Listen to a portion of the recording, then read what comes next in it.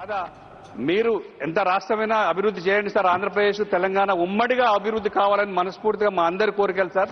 దాంట్లో తీవ్రమైన అన్యాయం జరుగుతుంది ఏంటంటే sir, Telangana AP reorganisation act ప్రకారంగా మాకు ఒక్కదానికి ఒక్క ప్రాజెక్టుకైనా జాతీయ హోదా ఇవ్వండి అని మేము రిక్వెస్ట్ పదే చెప్తున్నాం సార్. దానిపైన ఇప్పటిదాకా చర్చ జరిగింది సార్. దానిపైన ఇంత రాద్ధాంతం జరిగింది సార్. మేమేం తప్పు మాట్లాడలేదు సార్.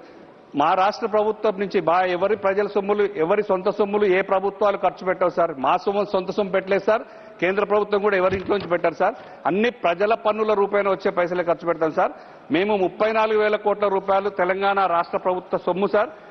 కాళేశ్వరం కోసం నిధులు ఖర్చు పెట్టి 60,000 కోట్ల రూపాయలు కేంద్ర ప్రభుత్వ రంగ సంస్థల ద్వారా లోన్ తీసుకొని మేము కట్టుకున్నాం సార్.